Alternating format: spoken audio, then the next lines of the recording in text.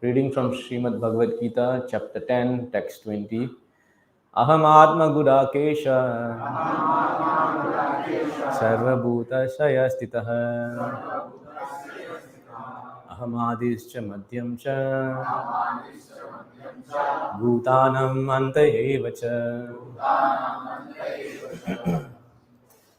Aham, I, Atma, the soul, Gudakesha, O Arjuna, Sarva Bhuta, of all living entities, Asaya, Asaya Stitaha, situated within the heart, Aham, I am, Adihi, the origin, Cha, also, Madhyam, middle, Cha, also, Bhutanam, of all living entities, Antaha, and Eva, certainly, Cha, and.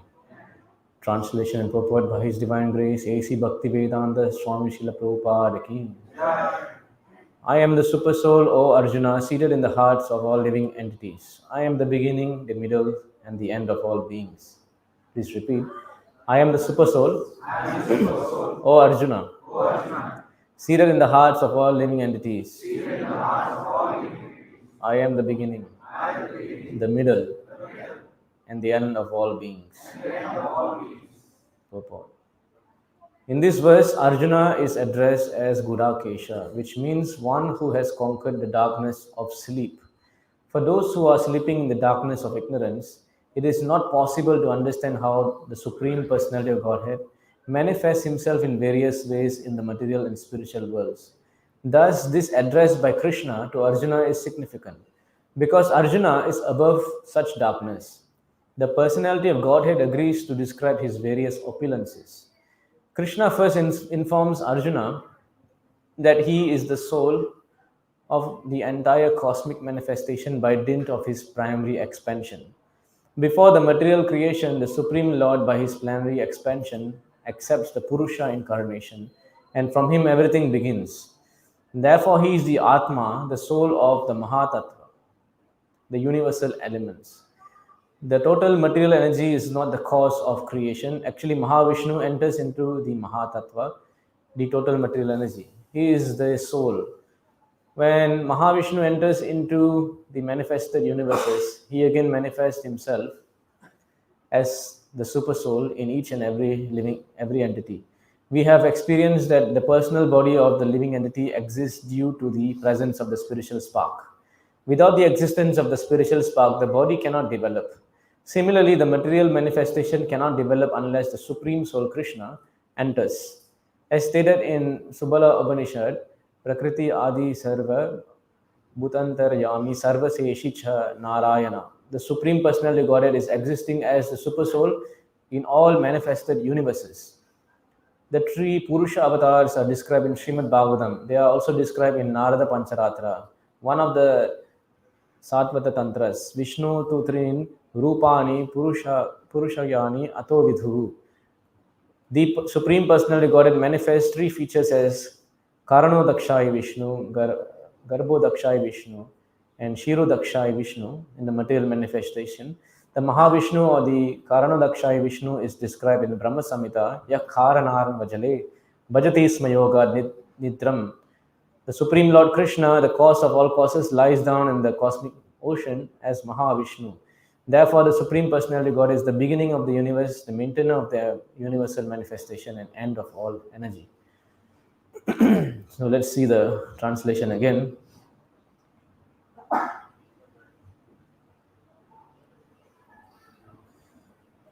I am the super soul. Aham Atma Gudakesha. O Arjuna, seated in the heart of all living entities, I am the beginning, the middle, and the end of all beings. So this is a verse spoken by Lord Krishna to Arjuna in the 10th chapter. Why does this thing keep coming? Scroll down. Huh?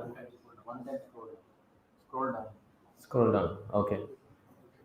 So there's a lot to uncover in this verse, but today I would just want to touch upon this Aham Atma Gudakesha, this point. If you go to the Srimad Bhagavatam in the 10th canto, there's another verse like that, spoken by Lord Brahma.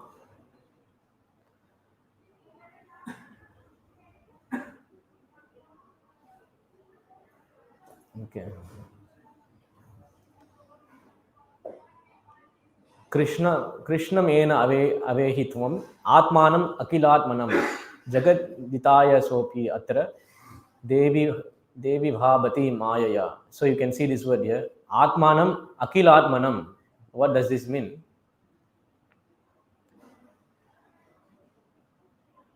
You should know that Krishna to be the original soul of all living entities.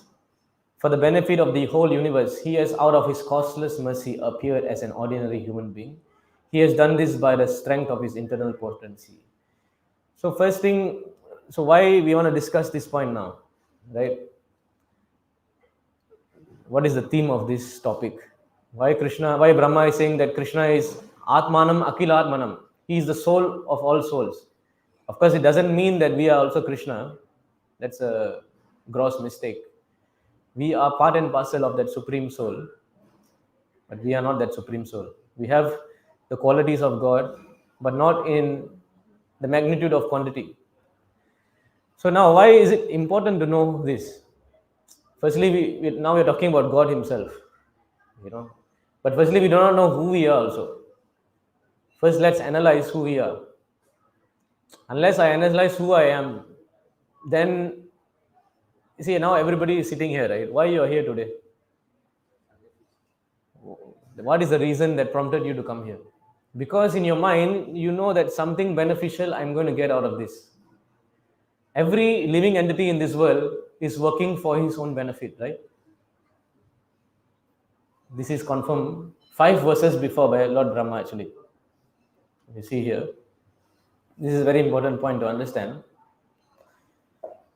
Sarvesham api bhutanam nirpa swatmaiva vallabha itare patya vitadyas tat vallabhayataiva hi. So Brahma is saying here, Sukadev Goswami said, "Oh King, for every created being, the dearmost is certainly his own self." Very important point. Who's the dearest most object for one's life? It's your own self. Everything you do is for yourself. Even though, so you see here, this is a very important point. The dearness of everything else, children, wealth, and so on, is due to the dearness of the self. My children is dear to me. My wife is dear to me. My husband is dear to me because he's connected to me. Who is the central point? Right? For everybody, the most favorite topic is me. Why we like astrology? Because somehow astrology will talk about your rasi, your nakshatra, right? So the astrologers making YouTube video, they know how to capture you, because the topic is you, correct?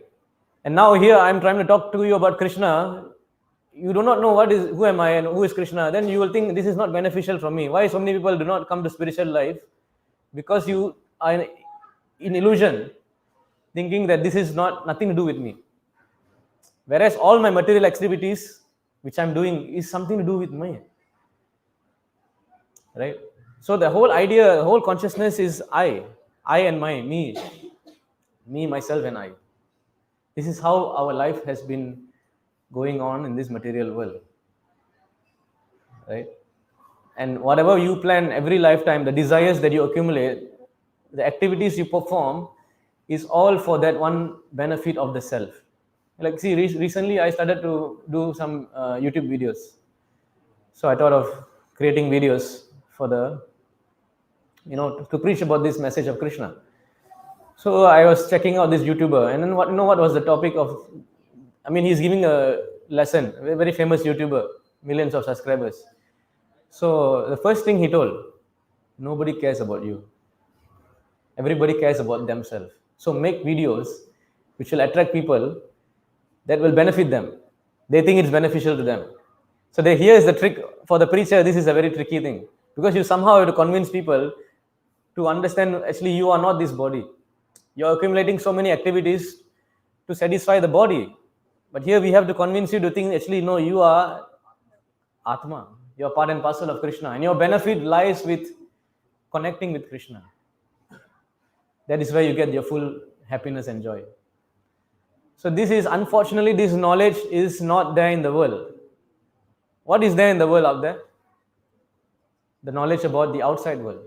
We know everything about the outside. We even know we can send satellite to space. We can send spaceship to Mars.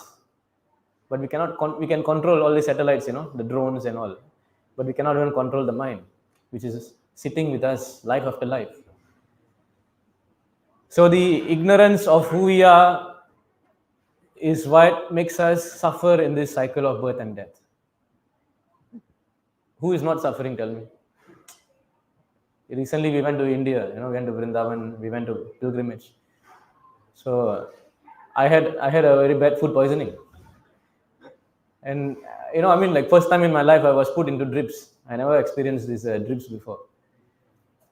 So, the body is full of suffering, but yet the body is so dear to us because we think we are the body, right? What is the body? You wake up in the morning. What happens? You open your eyes. All the dirt is there. You put your hand in any hole of your body, it's all disgusting. It's nothing but garbage. You know how many bacteria is there in the stomach? You want to make a guess? Any guess? How many bacteria in the stomach? 100 trillion. How many in your mouth? 200 billion. How many in navel? So every body part is so disgusting. But yet we take so much care of this body. Why? Because we think this body is me.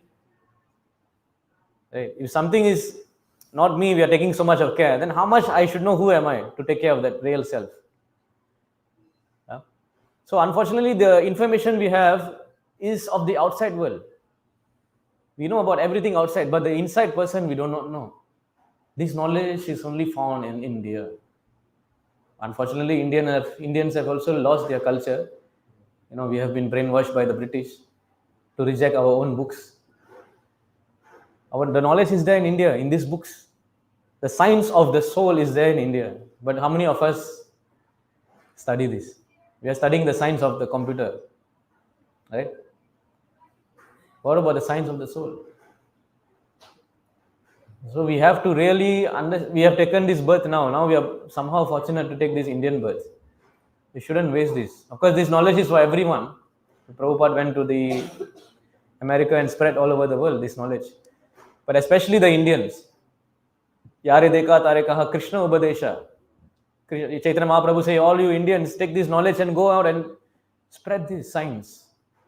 Because this is the most beneficial science that you can know for your life. Right? So the point is, we do not know who is the person inside.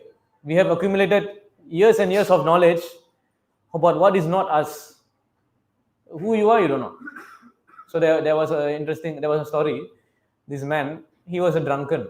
He'll go clubbing every night, almost every night. He'll go and drink. He'll come back home. So one day, apparently his neighbor is a devotee. So this devotee wakes up at 4 a.m. So this guy also comes back at 4 a.m. So you see, for the devotee, the rising time, is 4 a.m. For the karmis, they are partying and enjoying and coming back at 4 a.m. to sleep. Yani sa sarva bhutanam, what is that? Pasya jagrati samyami. What is awakening time for the self-realized soul is the sleeping time for the materially infested person. So like that, this man came back home. He tried to open the door. And outside his house, it was very dark. He cannot see anything. Somehow he dropped the keys. So he could not open the gate. So what he did, he could not find the keys. He saw the lamppost which was downstairs. Let's say he's in the second floor. Downstairs, there's a lamppost. He went down and he was searching for the keys in the lamppost area. And then this devotee came. Devotee said, what are you doing? I lost my key. The devotee is a good guy. He said, let me help you find also. So he was finding near the lamppost. And then he asked the man, but it's not here. Do you remember where you dropped it? He said, yeah, I dropped it in front of my house. He said, then why you are searching in the lamppost? He said, hey, fool, light is here, Over there is dark, how to search? So you see how foolish the guy is. He's searching for the answers in the place where there is, there is, look like there is light there, but the answer is not there. But the answer is there in the inside. So all the answers are within, but we are searching for the answers outside. And we're not going to find it. You can search, you can go and do any DNA testing, whatever, you can go and, because you're limited to your perception of your sense perception.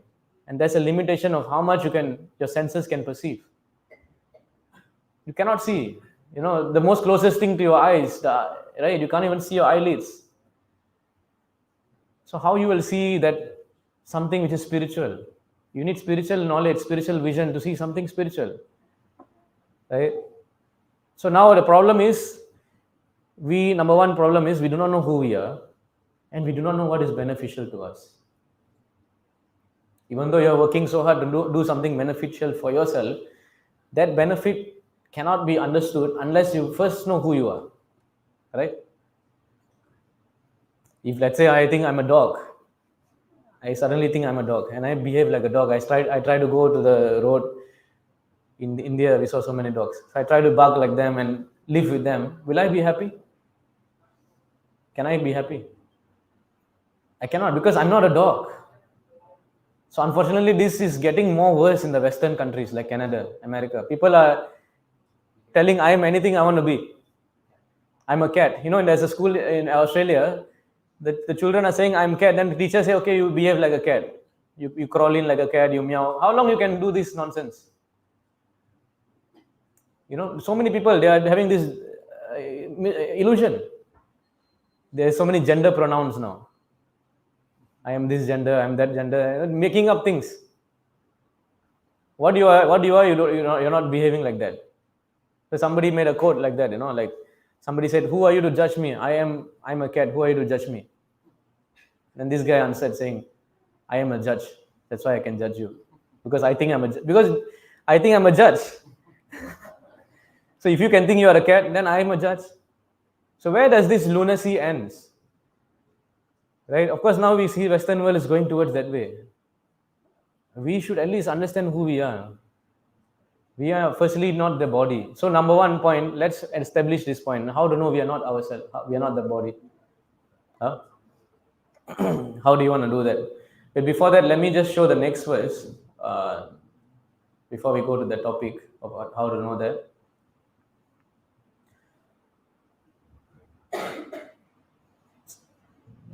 Why is it not clicking?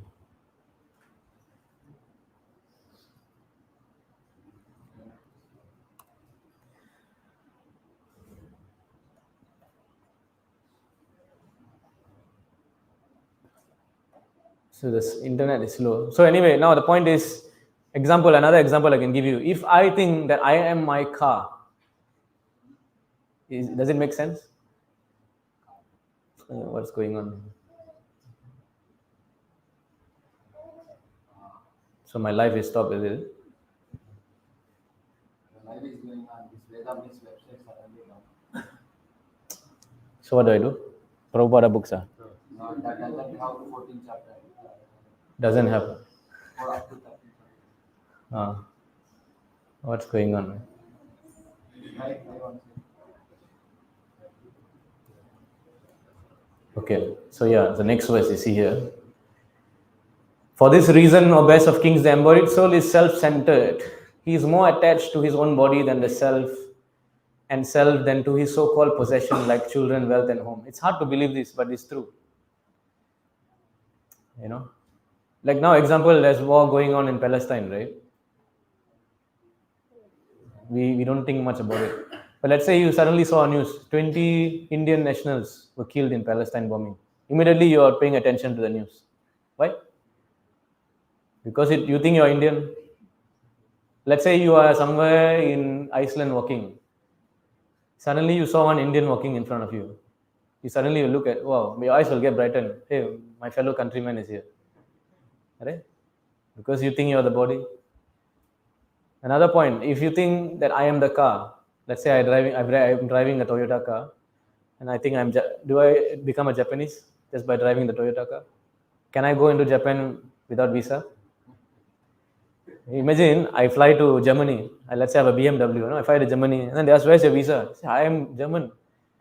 "How come you're German?" "I have a BMW."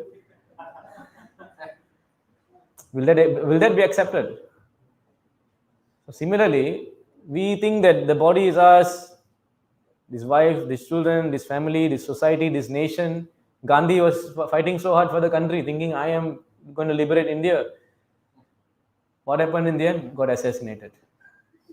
Right? So like this is going on, especially when the sports events are going on, like cricket. So many people, oh India, so patriotic. And one point of time you're so happy, and then next time they lost the finals, you finish.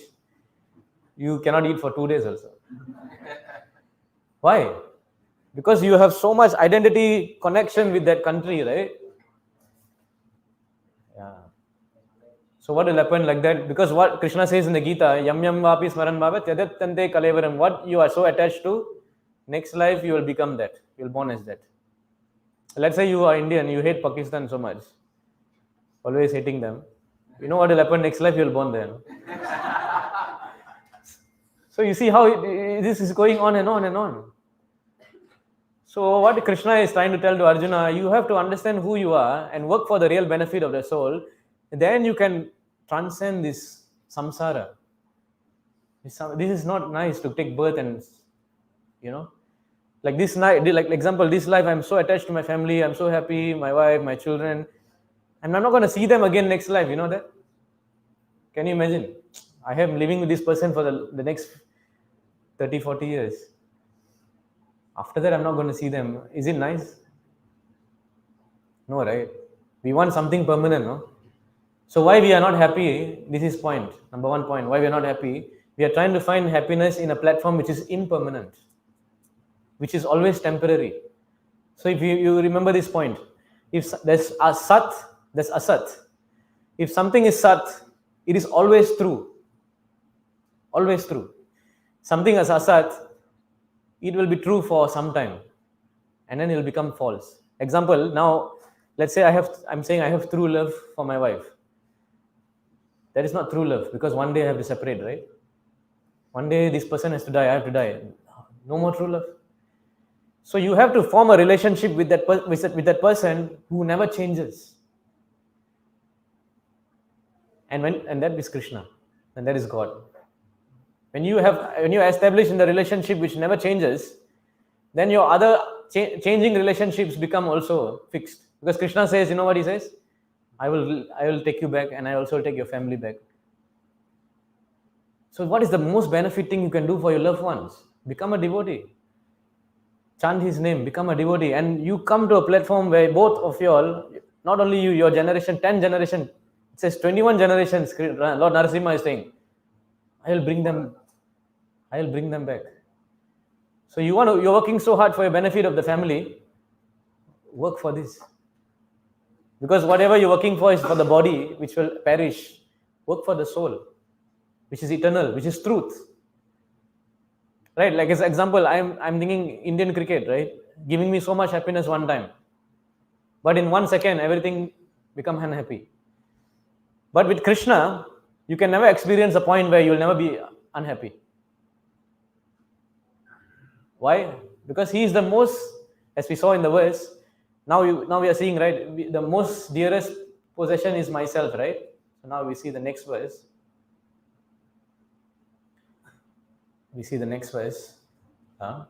Indeed, for person who think that the body is the self or the best of kings, those things whose importance lies only in the relationship to the body are never as dear as the body itself. So, of course, they are establishing how the body is so dear to oneself. Okay? If a person comes to the stage of considering the body mine instead of me, so this is the first platform of self-realization. He will certainly not consider the body as dear as the own self. Can you see this point? If you think that the body is mine and not me, important. If something is mine, that means I am separate from that what is belonging to me, right? If you can think of that, if you can understand this point, then you start your first step of self-realization. So now let's establish why the body is not me. Many points are there. Number one, am I my name? Right? What's your name, sir? Hmm? Ravi. So from the day we are born, when we hear this name Ravi, or let's say my name is Subala, we turn. It's somehow attached to me. But am I the name?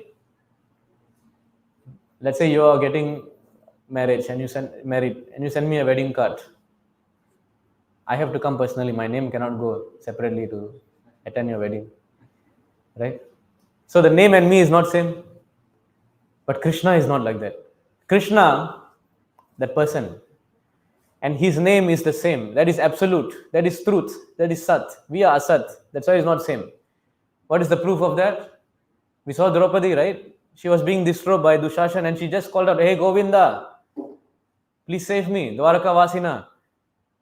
Crying and weeping, and Krishna's name was protecting her. That means the name is the same. Prahlad Maharaj was being tortured by Hiranyakashipu, right? Then what Prahlad Maharaj, he was getting tortured like anything. He just said, Om Namo Narayana. Immediately he was protected, right? Garjantam, Garjayantam, Nijabhuja Patalam, Spotayantam, Hatantam, Deepyantam, Tapayantam, Divi Bhuvi Diditam, Sepayantam, Shipantam, Kradantam, Roshayantam, Disi Satatam, Samharantam, Barantam, Vikshantam, Hurnayantam, Karanikara Shatai, Divya Simham Namami. Lord Narasimhadev came, Garjantam, so fierceful form to protect Prahlad Maharaj, just by the name. Right? Mimamsa Manasya Samuttito Grato, Narasimha Rupasya Tadalam Bayanakam. Such a powerful, very fierceful form just emerged from that pillar. Karala Damstam, Karavala Chanchala. His tongues were like two dueling swords, sharp teeth. Stabdota Karanam. Giri Kandar Adbhuta. The mouth was like a big cave. Such a Adbhuta Rupa. The Lord manifested for his pure devotee just because he chanted Om Namo Narayana. See? So we are not the name. Number one point. But Krishna and his name is not different. That's why when you chant Hare Krishna mantra, you feel so much of happiness and joy because Krishna himself is present there in that sound vibration. Right? So next point. Am I the body? Right? Do you think I'm the body? See, now I'm born in 1987. Prior to 1987, my body was not there. Where was I? But I always feel that I feel that I'm always eternal, no? If you ask anybody how do you feel old, they'll say, no, I feel young. Why? Because the soul doesn't age.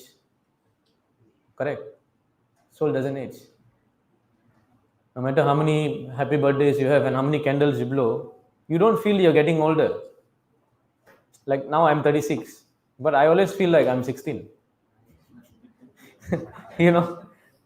I'm still childish as how I was, when I'm in my 20s. So why is there this thing, right?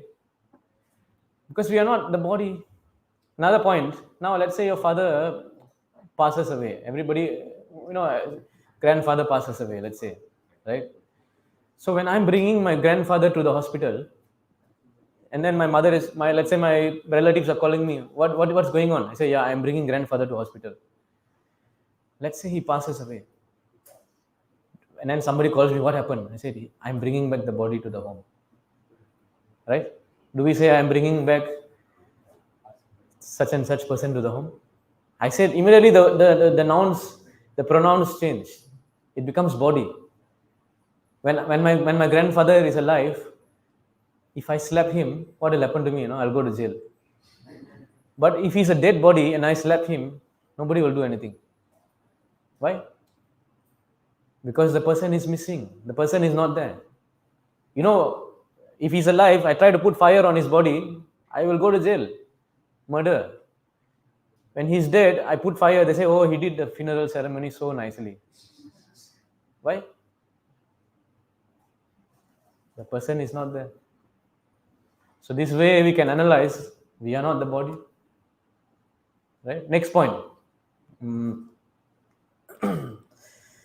Next point is, am I the body parts? Correct. Now, this is another example. Simple English. If I am the body, then I should say everything I. This is I nose, I hear, I eyes, I mouth, I hand. We don't say that, no? We said my. So when SG, as long as you consider the body mind, that means this is everyday usage of English already. We are actually indirectly telling that we are not the body. Of course, we say iPhone. Right? So iPhone is very intelligent because they want to make you feel that you are one with the phone. That is their marketing strategy. But you are not the phone also. So by language itself, this we say mine, my nose, my ears, my tongue. So we are not the body parts. Next point, we can see 5 changes we experience in our lives. And of course, I'm going to. So you are a boy. If I say boy, you can say girl also. Okay. So boy, you're born. When you're born, you're a child, right? Baby. Next, what happened? You become a boy. I become a boy. First, I'm a baby. Next, I'm become a boy. Next, I become a teenager, a youth. Next, I become an adult. Next, I become an old man. 5 changes.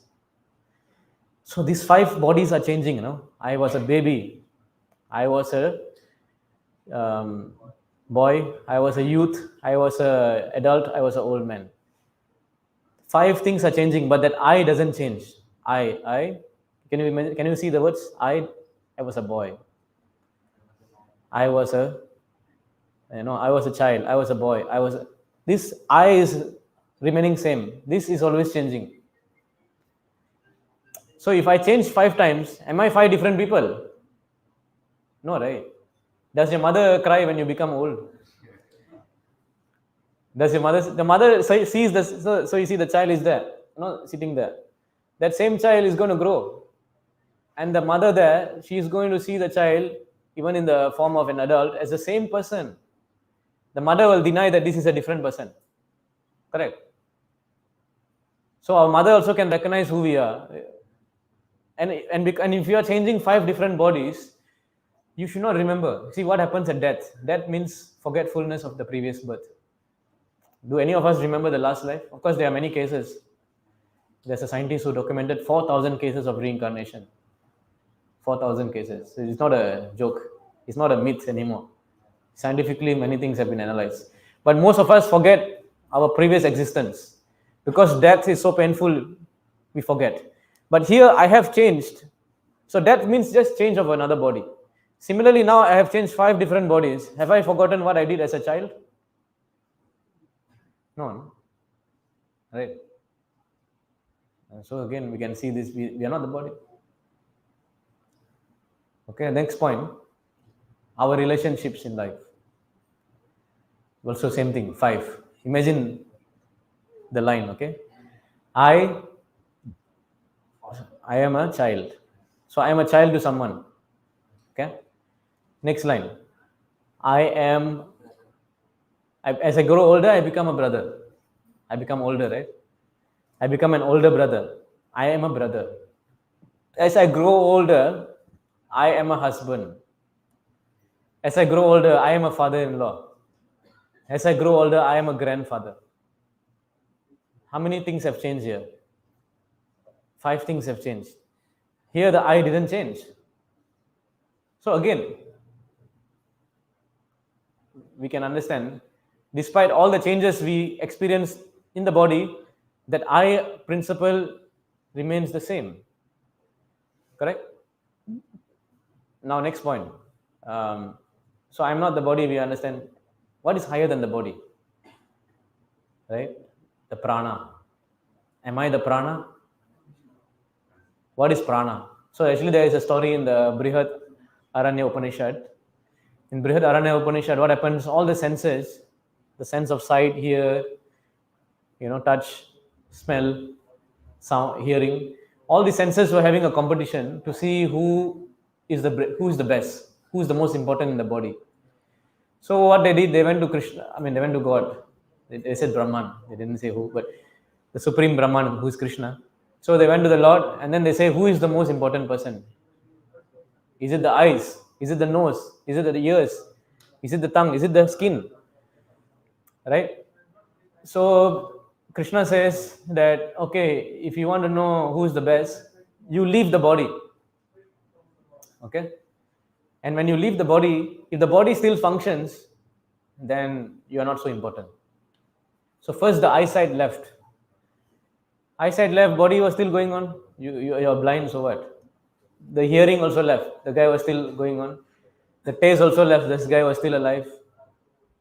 So everything left one by one. The body was still alive until the prana left the body. Yeah. So once the life air left the body, everything was gone. Okay. But am I the question is, am I the prana? What do you think? Am I the life air? What do you think? The prana is so important, yes. But am I the life air? No. Because I say English again. I am breathing. I don't say I breath. Who is that I who's breathing? Okay, so if you go to this verse in the Bhagavatam,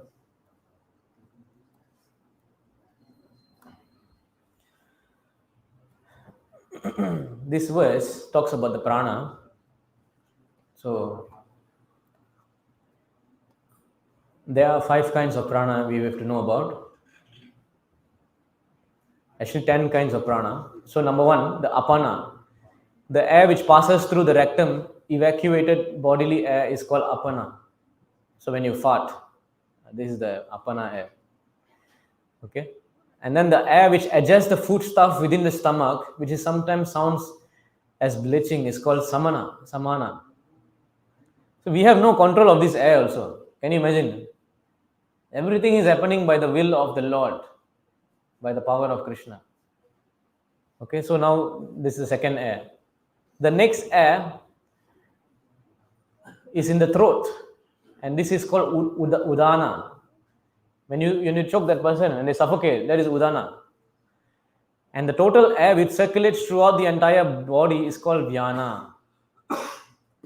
So these 5 airs. So when you die, actually what happens, this prana is living one at a time. First the vyana will go. Then the udana, layer by layer, it will leave. So that's why when a person dies, the soul don't leave the place immediately. The soul is still floating in this prana air. The prana air is still there. This is why they burn the body. Because someone, when you are so attached to the body, you don't want to leave the body even after death. Because the body is attached to the family, attached to the house, attached to so many things. You don't want to leave. So that's why in our culture, we know this knowledge of the prana air.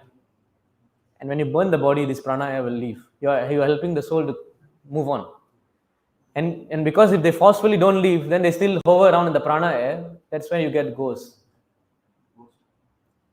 So the ghost is there. The soul is flying around in this prana air. You see? So very important why we have to burn the body, so that the person don't get so attached and stays. So now the point is, we are not the prana also. Because we say, I am breathing. When I say I am going to the temple, that means I am using a vehicle to go to the temple. Let's say I take a Grab car to go to the temple. Right? So similarly, I am using this prana air to breathe. But it's not me. And also, am I the mind? Higher than the prana is the mind. Am I the mind? No, I'm not the mind. Because I say I am thinking. I don't say I think. Of course, I say I think. But I don't say, the mind is also a faculty. That is not the Atma. Mind is an interface to perceive this world. To see how the world, for the spiritual soul to interact with this material world, the mind is an interface which helps to do that. So again, we are not the mind. But the important point is the mind is the one which carries us life after life. Okay? And then, what else? What are the points? points are there. The mind, yes, finally the sleep, last point. So if I am, everybody sleeps, right? Who doesn't like to sleep? You take a rest. So when you go into sleep, you become totally shut down, no? You don't see anything. Is that true? Okay, then when you wake up, right? Let's say you have a nice sleep. You slept for 8 hours, 12 hours, let's say. After you wake up, what do you say? I had a nice sleep. So if you are sleeping, how come you observe that you had a nice sleep? That means you're not sleeping. If you can perceive that I had a nice sleep, that means you're not sleeping well. How you can know? If you're really sleeping and you're totally knocked out, how you can understand this? Sometimes you say, I had a nice dream. How you had a nice dream if you did not see the dream? So you are not sleeping despite the body sleeping. You understand? The soul never sleeps. Example, now we have a phone with so many apps, right? Everything we are using the phone for, right? Now, our whole life depends on the phone. Now, let's say now it's 8:40. I shut down the phone. None of the apps will work. There's no way to function. Anything will not function, correct? Because the phone is switched off. 2 hours later, I on the phone again. What is the time? Now it's 8:20. 2 hours later, I on the phone again. What is the time? Huh? 10:20. How come the app, the clock app, it never stopped working? Why is that? All the apps are not working. Why this clock app never stops? Because the clock never sleeps. Similarly, the soul never sleeps. Just like similarly, I drive a car. I drive you to temple. I switch off the engine. The car will never work. I can turn the steering wheel. I can try to open the windshield. Nothing will work. But after 2 hours, I on the car. The time will change. That means the time never sleeps. Similarly, the soul within the body never sleeps. Okay. So now this is called inference, using logic. As much as our logic can stretch, we can at least understand we are not the body. Very clear. I've given so many examples. So now the point is then who we are. So this is where the Bhagavad Gita starts. Where the second chapter of Bhagavad Gita, Krishna, first thing he says is about the soul. Dehino asmin yata dehe kaumaram yavanam jara tata dehantara prapti dhirat satranam. So the science of the Bhagavad Gita chapter 2, which is so basic, is not even reached by the scientific community yet. See how far we are. We have accumulated so much knowledge about the science of everything, but we haven't even come to the chapter 2 of Gita. You see how important, how great knowledge the Gita has. And if you can solve this issue of who you are, then exactly you know how to lead your life. Exactly, you will overcome any stress. You will overcome any distress, unhappiness. And if you do not know who you are, you're going to do things which are not beneficial for you, and you're going to mess up your life. And you have to go to therapy. You've got to take depression medicine. Yeah. So easy knowledge, just knowing who you are will solve everything. So why not study this? We have so much of knowledge to study so many things. Why not use our brain faculty to study the Bhagavad Gita? And in fact, yesterday was Gita Jayanti. So which is why Arjuna, he was posing these problems in the battlefield. How will I fight? How will I kill my grandfather? How will I kill my uncles, my brothers? He was in this identity crisis, and Krishna solved that identity crisis. Right? So this is how the Lord is wanting us to just recalibrate our life. A very simple point. Anything which is, everything you see here looks material, right? This is wood, this is concrete, plastic, everything is material. But that same material items, if it's used in connection with Krishna, it becomes spiritual. So material is nothing but an absence of usage for Krishna. You just have the idea of Krishna consciousness. What we are teaching here is to just change your consciousness. Whatever you are having in your life, use it for the benefit of Krishna. And when you benefit and you use it for the benefit of him, you are benefited because you are part and parcel. Because see, why you like yourself? No, why you like yourself? Because you are Atma. The Atma is so dear. But why you really like the Atma, why you love the Atma, because there is a connection between this Atma and the Paramatma Krishna. So Krishna is the most dearmost object. This is the point. The point is he is the most dearest object. And when you connect to that most dearest person, you automatically overcome this illusion. So what is the example for this? The example for this is Brahma Vimohan Leela. You know Brahma Vimohan Leela? Lord Brahma, Krishna kills the demon called Agasura. Agasura, the snake, opens the mouth like a huge cave because he wants to kill. Kamsa sends him to kill Krishna. So all the cowhead boys, they are not even afraid. They are happily walking inside the mouth of the snake. And Krishna understood this is a snake, and the snake was so powerful and poisonous that the boys they died inside the stomach. They fell into the stomach area. And Krishna went in, he expanded and he destroyed the demon. And he brought back his friends alive. So after that, Brahma, he was witnessing all these things. And Brahma was thinking, how this Krishna, even great Brahma cannot understand Krishna is the Parabrahman. Brahma was illusion. He said, how come this small boy is playing around, is stealing butter? How can he be God? My God is Narayana. Look at how, correct. Shuklam Bharadharam Vishnu Sachivarnam Chaturbhujam Prasanna Vardam Jaya Sarva Viknopashantaya. So opulent Vishnu. How come he's playing like a small child here, with all these boys? It's so childish, cannot be.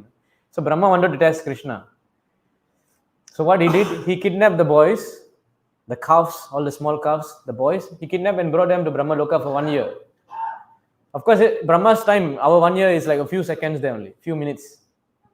The theory of relativity, the time is, if you go higher planet, the time is even longer, slower. So Brahma went and kept the cowherd boys. And Krishna was thinking what to do now. All the boys are missing, calves are missing. Immediately Krishna expanded himself as the boys, exactly. Krishna expanded himself as all the calves. And you know what happened? For 1 year, Krishna was doing this drama. And apparently what happened, if you see this sloka,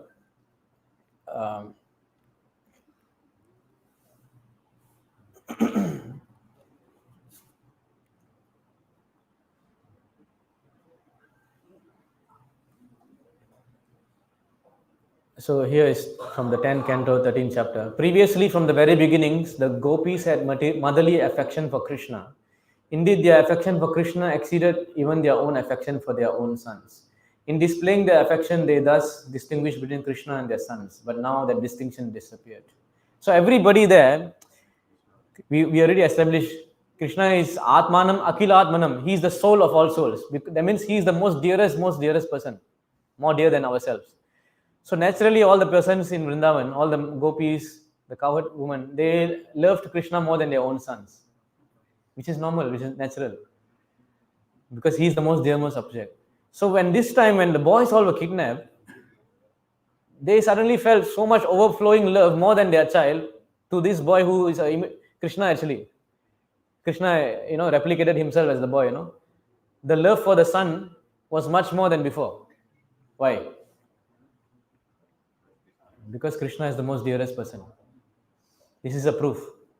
So if you see the following verse as well.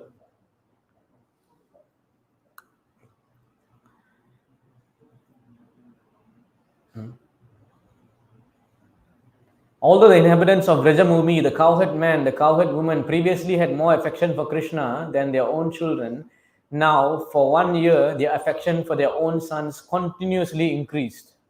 Anandham Buddhi Bhardanam. Unlimited ocean, the ocean is increasing, but it never,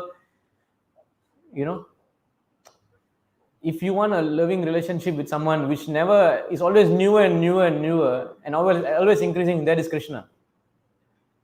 You will never feel saturated at any point. So this is a proof. For Krishna had now become their sons, there was no limit to their increment of their affection for their sons, who were now Krishna. Every day they found new inspiration for loving their children as much as they love Krishna. So just imagine if you are alive, you have your wife, you have your children, you have your family. If you put Krishna, that most dearest person, as the center of your family life, he's the central point. Imagine how much more love would be shared in the family now compared to the limited love that you can have with the limited person. We are all limited persons, right? How much love I can dispense, how much love I can squeeze out from my wife. Not much. But imagine now that relationship has a central point, which is Krishna. That's where the real happiness comes. That happiness, the Harvard study was done since 1938. That's 80 years ago. Till now, they are doing a study. What makes us most happy? Do you know this? Harvard, you can check in the Harvard website. So, this study, after 80 years, they are publishing recently. And the results of what makes us happy, what do you think? Is it money? Is it, what do you think is the most happiest thing that for all of us? What they found. What do you think they found out after analyzing the lives of thousands of people? What gives the most happiness? Health is one of the small factors. Spending time for them. The most happiness comes from loving relationships. How much love we feel in our life equates to the amount of happiness we get. You can also be alone, doesn't matter. But are you getting love? There are so many sannyasis, right? Where they're getting the love from? Krishna.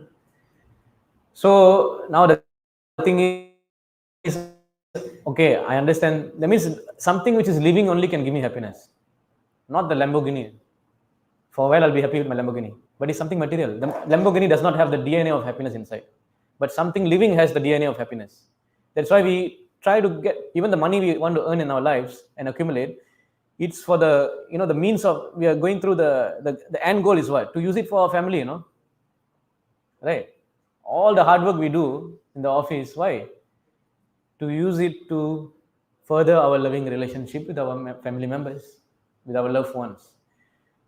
Now the point is, yes, Harvard has proven this point, but to whom that living relationship should be connected to?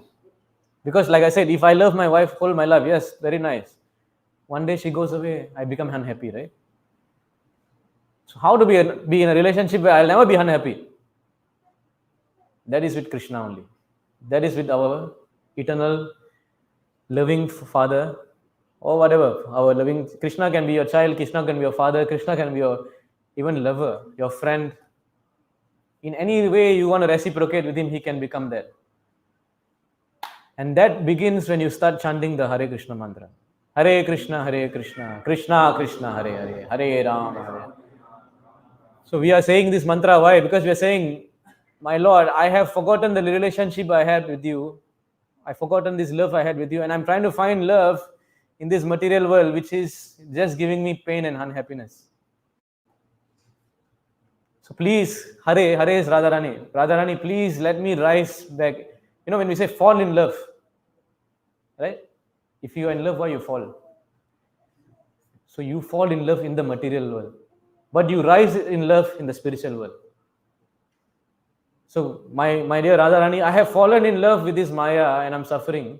You please let me rise in love and come to Krishna's lotus feet. This is the essence of the mantra. This is what we want to let everyone know, that this is the most beneficial thing for you. Make the relationship, the lost relationship with Krishna, and that is the meaning of yoga. Yoga means not some just sitting down exercise. Yoga means to connect, to get relationship again, to reconnect in the relationship with our Supreme Lord Krishna, our Supreme Mother Radharani. This is what the aim of the movement is. So this is the most beneficial thing that you can actually do for your life. And another one more point I want to make, if we see the story of Ramayana, so in Ramayana, you know who is Janaka, right? Janaka Maharaj. father of Sita. Janaka Maharaj, he is a very great devotee. He is very renowned. So his story, his guru is Yajnavalkya. So what his guru did, so his guru has a, Gurukul, where students come every time to learn. So Janaka Maharaj, what happens is, he's a great soul. He's a Raja Rishi, He's not a normal person, Raja Rishi. So the guru will not start the class until Janaka comes.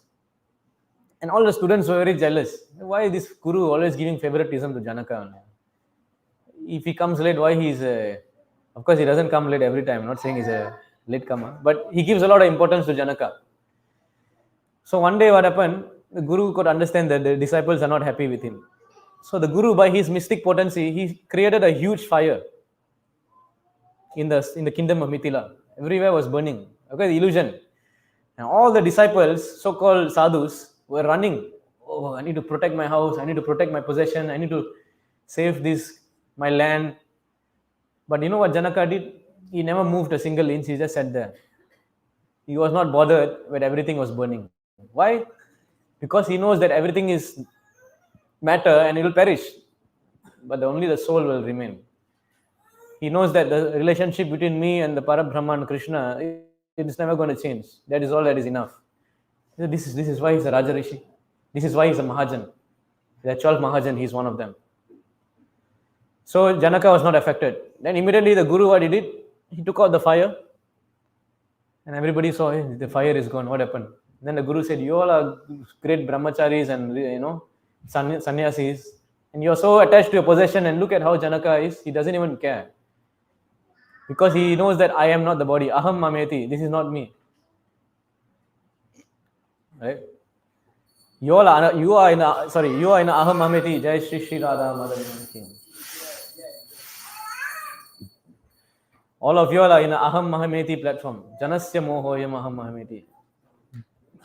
You are thinking you are the body. This is my home, my family, my society, my friends. So this is Janaka. So this is how he was. Now, when the marriage of Rama and Sita was happening, so when Rama is meeting Sita for the first time, they are talking the marriage proposal. You know what he told to Rama? He told, Yam Sita Mama Suta Saha Dharmatma Chiritaha. Yam Sita Mama Suta. He kept saying to this Rama, this is my daughter, my daughter, my daughter. Why? One day he was telling, this is nothing is mine, nothing belongs to me, nothing mine, nothing is mine. Here he's saying Sita is mine, mine, mine, mine, mine. Is he in illusion? Is he in wrong? Is he attached? What do you think? Why he's not attached? Why when he said, this is my daughter Sita, so proudly, why you say he's not attached?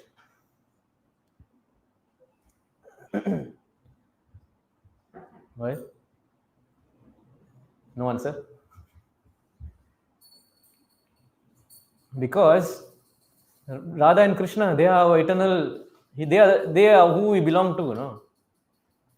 Krishna says to Arjuna in Mahabharata, I belong to you, you belong to me. I am yours, you are mine. Whoever is your friend is my friend. Aham bhakta paradino.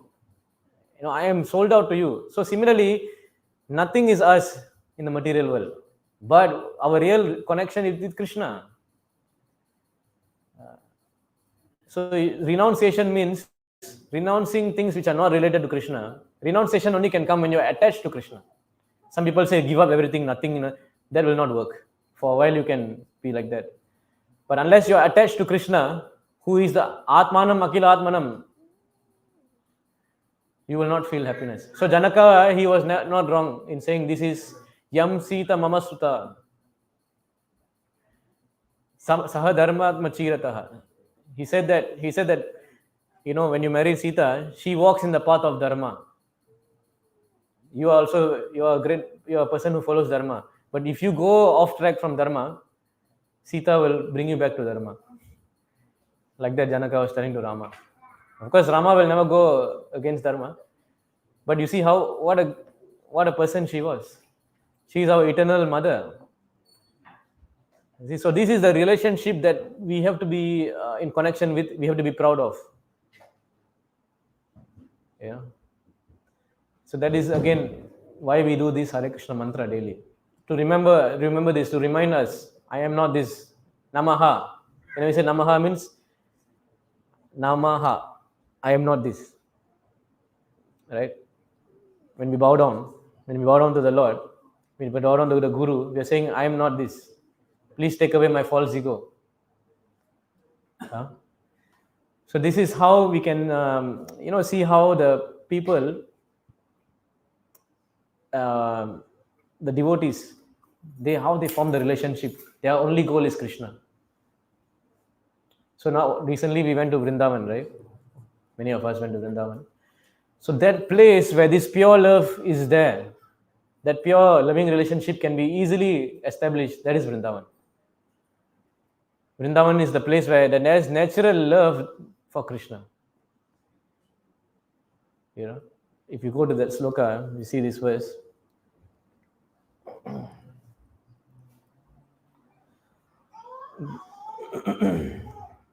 This is a final verse I'll show before we end. You see this sloka.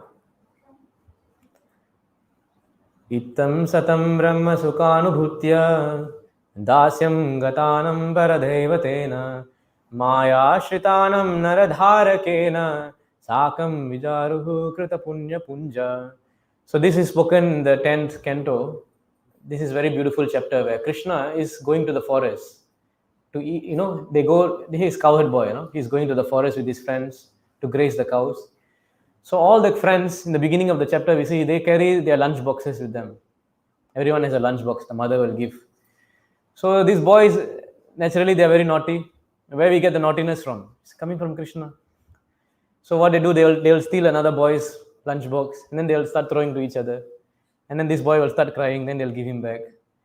So many games they will play. It's not like we are always on the phone nowadays.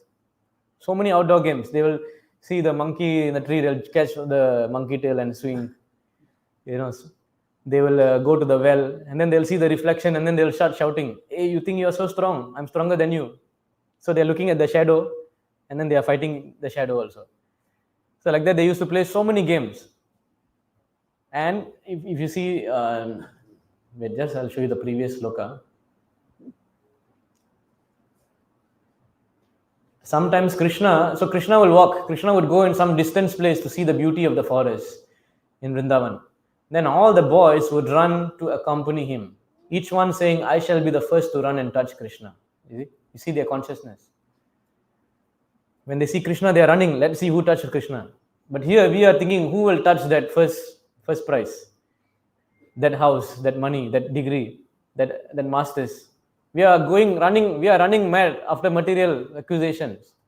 And here the boys, they have no other aim in life but to come and touch Krishna and catch him. This is the love the boys or the Vrajavasis had for Krishna. I shall touch Krishna first. In this way, they enjoyed life repeatedly touching Krishna. This was their competition. Our competition is who will be more materially more situated, who is going to be materially more educated, who is going to be materially more rich. This is the difference between Vraja consciousness in Vrindavan and consciousness in outside Vrindavan. Right? Of course, you can bring Vrindavan even here. As long as you become a devotee, you can bring Vrindavan everywhere. Like Prabhupada, he brought Vrindavan to America also. So now the point is, why am I showing the next verse? Ittam satam brahma sukhanubhutya dasyam gatanam paradevatena. So what does this verse means? Let's see the sloka again. Ittam satam brahma sukhanubhutya. So who are after the Brahma Sukha? Who are these? These are the Gyanis. The Gyanis, they give up everything, they meditate for a long time. They want to attain the nirvana, means they want to merge into the Brahma Jyoti, the light. So as far as devotees are concerned, we are not interested to go to the light. Because in the light, there is no loving relationships. There is no ananda in the light. You can be eternally situated in the light, but you won't feel happiness. You feel happiness, but you won't feel real happiness because there is no transaction of love between Bhakta and Bhagavan. So we want this. So So the verse says, Itam Satam Brahma Sukhanubhutya. Those who are searching for the Brahma Sukha to merge the light, there is one class of people, the Gyanis. Dasyam Gatanam Paradevatena. And then there are devotees who worship Krishna in a very awe and reverence mood. Oh, we are coming to temple, we are worshipping the Lord as the supreme. We are giving him so much of respect in awe and reverence. These are also bhaktas. These are devotees, but devotees who are in the mood of awe and reverence. Bowing down. They are not in the mood of friends. Where, the friends, we cannot, they're not going to think about how we're going to catch Krishna. A normal devotee doesn't think like that. Only a pure devotee thinks like that. So this is the bhakta. So number one, we saw the Gyanis. We saw the bhakta. Maya Shritanam Naradharakena. Who is these people? These people think that, what is this Krishna? One ordinary boy stealing butter. Why I have to read about him? Why should I bother my life reading about his life? I have better things to do. So these people think that Krishna is an ordinary man. These are the karmis. So Gyanis, Bhakta, Karmi. These three kinds of people are there. Sakam Vijaruhu Kritam Punya Punja. So Sakam Vijaruhu is the friends of Krishna. If you see the word Vijaruhu, enjoyed. Krita Punya Punja. So what does this mean is, these people who are the friends of Krishna, they enjoyed playing with him. How come? Because of they have accumulated so much of punya, life after life after life after life, you cannot even count. So this is the end goal.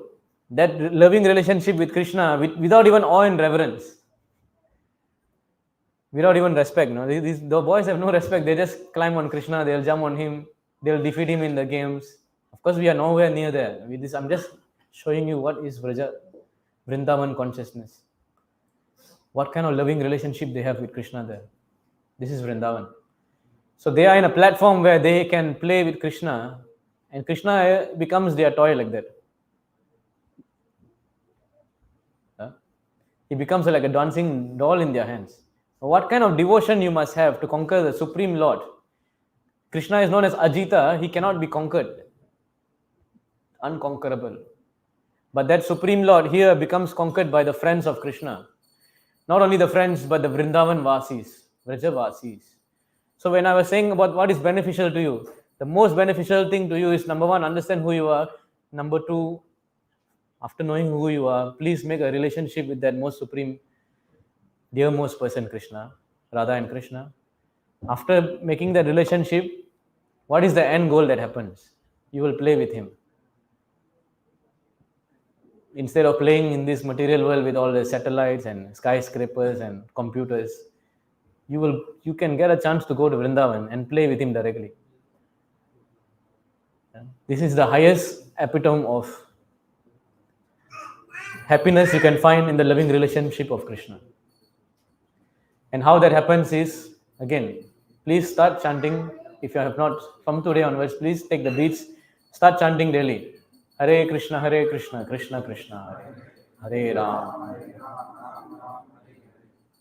Please start this. This is that Hare Krishna mantra is that if you want to be here, Sakam Vijaroho Krita Punya Punja, you want to create that opportunity to be in association with the Supreme Lord whom you have lost the relationship. It starts with this chanting. This chanting is the first step. Also buy the Bhagavad Gita. Please read the books. We have so many books. Get yourself out of this illusion that I am this material body. Come out of this cycle of birth and death. Go back to Godhead. So this is our desire here, to want to spread this message so that you can do something about it and not waste another life. Okay? So we'll stop the class here. If you have any comments or questions. I have a question. Okay. Finally, we say, I am the soul also. I, soul. Uh-huh. I am the body. I am the, all this we say. But when we say, who are you? I am the soul is also answered. But we are the soul only. Yeah. So how to understand that I am soul? How to understand? You are the soul. That's what. Previously I am saying I am the body also.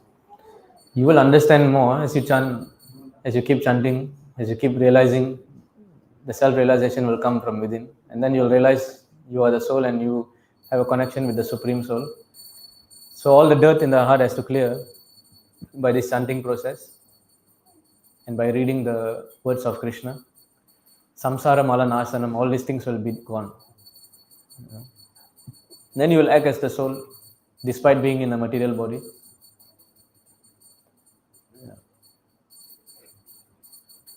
Okay. So we'll stop here then. We're going to have a final arati now. Jai Grandraj Srimad Bhagavad Gita ki